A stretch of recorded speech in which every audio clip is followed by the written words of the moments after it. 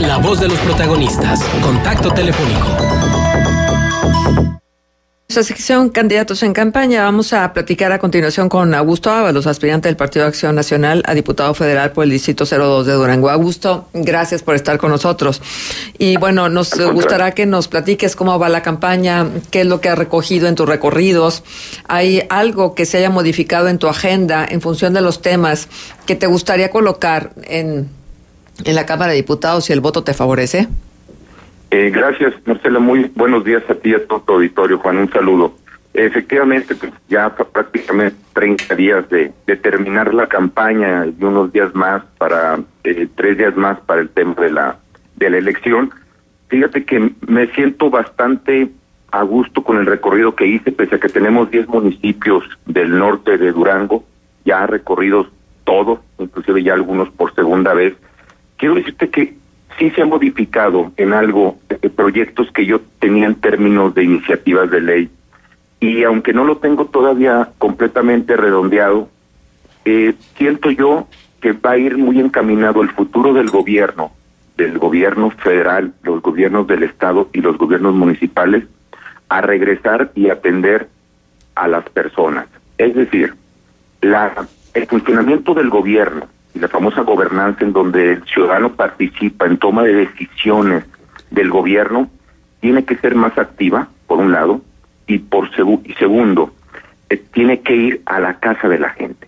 Es decir, ya parece ser que hay varios proyectos y programas como Salud en tu Casa, como el deporte, que hace que el gobierno vaya directamente a los fraccionamientos, colonias, periferias y ejidos a atender a la gente. Yo pienso que en el futuro eso se va a acentuar. Me explico. La gente está pidiendo que los candidatos regresen ya con su cargo. Es decir, que regresen como diputados, como senadores, como presidentes, como gobernadores.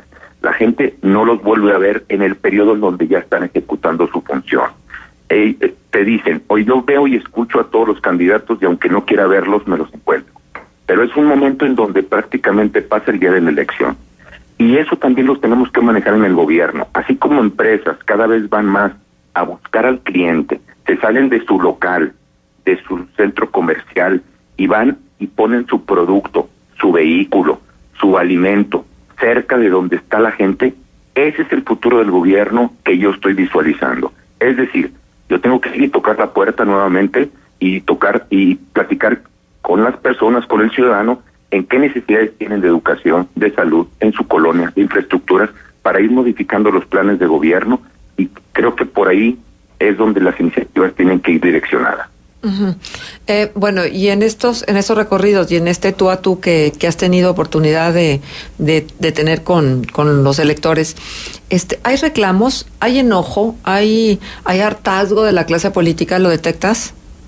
Mucho, Marcela, como sabrán, he tenido la oportunidad y me ha dado gusto el haberlo hecho varias veces como candidato y he visto un cambio en la ciudadanía.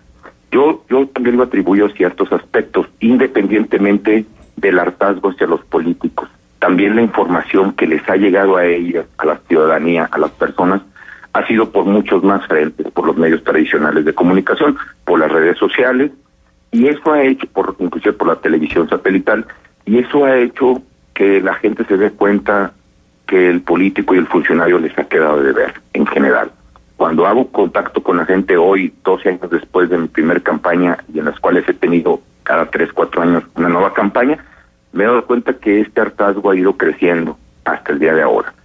Yo quiero decirte que definitivamente el voto en este año será un voto más pensado con el estómago que racionalmente, e inclusive creo yo que podemos cometer muchos errores en este hartazgo. Aún así le pido a la gente que analice bien el voto que va a dar el próximo 1 de julio, pero el sentimiento es precisamente desesperanzador, desalentador. Se sienten prácticamente alejados de la clase política, y es esa clase política la que no ha podido tener acercamiento a la ciudadanía. Yo creo que ha llegado a ser prácticamente un parteaguas este próximo 1 de julio en todos los aspectos, y lo comento. Después del 1 de julio México no va a ser igual. Creo que va a haber un cambio drástico en las instituciones y tiene que haber un cambio drástico en el político y el funcionario para poder corresponder a la confianza que la gente está dando. Cada vez está más informada y eso está haciendo que la gente se moleste principalmente ante actos de corrupción. Uh-huh. ¿Qué responsabilidad tienen tu partido, Acción Nacional, los partidos que están constituidos en el Frente, el Partido Revolucionario Institucional, el Verde Ecologista, de este hartazgo manifiesto por la ciudadanía? Pues definitivamente que todos tenemos una parte de culpa, te lo digo. Hay gente que pagan justos por pecadores muchas veces. También es cierto. Lo que sí está claro es que no podemos ya negar y no podemos tapar el sol con un dedo. La gente está exigiendo una atención inmediata a sus problemas y no solamente enoja que no los resolvamos, enoja que aparte de no resolverlos se están enriqueciendo bajo la protección de leyes que muchas veces los mismos diputados generan en la misma legislación, ante el poder que puede tener un gobernador, un presidente municipal o un presidente de la República. Sí tenemos culpa, pero yo también creo que no todos son iguales. Tiene que haber diferencias muy claras en las ideologías de los partidos y regresar a buscar ese bien común, ese bienestar social. Y esto es muy sencillo, Marcela. Yo lo pongo mucho en términos empresariales para poner ejemplo. Lo que para una empresa la utilidad significa dinero, para un gobierno, para un funcionario, para un político, la utilidad debe representar el bien común del bienestar. En la medida que tú generes más bienestar, más bien común, estás haciendo bien tu trabajo. Este concepto tiene que quedarle claro a todos los políticos, pero la pregunta es, ¿y cómo le hacemos? Bueno, yo creo que cómo le hacemos es que tengamos ética, cada quien en su profesión, y alguien tiene que empezar a tenerla. A medida que hay ejemplos en los que sí reconoces el buen trabajo de funcionarios y políticos y resaltarlos, en esa medida creo que los demás van a ir copiando Desde luego que no tiene uno por qué premiarlos, desde luego que no tiene uno por qué exaltarlos. Eso de ver el trabajo de ayudar a la gente. Pero tan perdidos estamos, mucha gente, que ya con el hecho de tener una persona honesta en esta área de la política, la gente pudiera hasta admirarse, y no tiene por qué ser así. Tiene que ser no la excepción, más bien la regla de que toda persona que ejecuta actividades de funcionarios de política tiene que apegarse al bienestar social. Uh-huh. Cuando tú decías hace un momento que después del 1 de julio las instituciones van a cambiar, México va a cambiar, ¿te refieres a la posibilidad de que haya un gobierno que provenga de otras filas que no sea el Partido Revolucionario Institucional, que bien puede ser Morena, sí? Y la pregunta tiene que ver con si has imaginado, si has hecho un escenario hipotético supuesto, en caso de que el voto te favorezca, llegar a la Cámara, ¿cómo sería estar integrado a un Congreso donde las predicciones también anotan que sería de mayoría de Morena?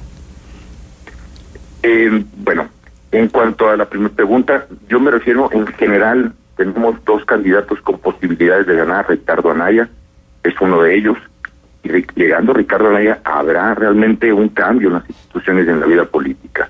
En el caso de llegar cualquier otro, creo que también lo habrá. En cuanto a la convivencia, digamos así, al tener una minoría partidista en el Congreso, sí he pensado, pero yo soy un convencido, junto con varios compañeros que yo he platicado en el medio, el futuro de la política en México serán las alianzas o pocos partidos. Es decir, van a ser pocos los diferentes frentes que tengamos y habrá muchas alianzas entre partidos dentro del Congreso para tomar decisiones como mayoría o decisiones inclusive como minoría. Ese es el futuro que yo veo, y inclusive veo partidos desaparecer en el futuro cercano. Uh-huh. Yo creo que en la política, la conciliación, la comunicación, el cabildeo, tiene que ser adjetivos que tendrán que estar sustantivos que siempre tendrán que estar dentro de la política. Yo creo que va a haber alianzas y se van a hacer algunas reformas importantes en México prácticamente el próximo año. De hecho, ya se empiezan a comentar varios cambios fuertes en México. Y lo más importante, creo yo, es no radicalizar. En este tiempo que yo he estado haciendo campaña, aunque no me ha tocado, sí noto la gente más apasionada del tema, pero también veo radicalismos que no le convienen al país, y más que en el norte, en el sur. Ese es el principal tema y principal, digamos, el primer problema al que se enfrentará el próximo presidente, el cómo lograr que esos radicalismos regresen a un centro y todos estemos trabajando por el bien del país. Esto, cuando uno piensa que no van a pasar las cosas, es el peor momento en el que uno puede estar pensando. Tenemos que pensar que sí pueden pasar muchas cosas en contra de nuestra vida y que como nunca han pasado, como aquel famoso libro El Cisne Negro, como nunca han sucedido, hasta el día que suceden decimos, caray, sí pueden suceder. Y el tema de la violencia es el principal problema que en lo personal me preocupa. Ajá. ¿Te has medido, Augusto? ¿Cómo vas? No. Tuve una medida prácticamente al comenzar abril con la campaña, muy bien, y estamos porque se nos entregue el próximo lunes, martes, la medición, y con mucho gusto la compartiremos con todos ustedes. Bueno, pues estaremos esperando por ella. Muchísimas gracias, Augusto, por estar con nosotros en esta sección de Candidatos en Campaña. Muchas gracias, Marcela, un saludo, Juan, a todos. Gracias.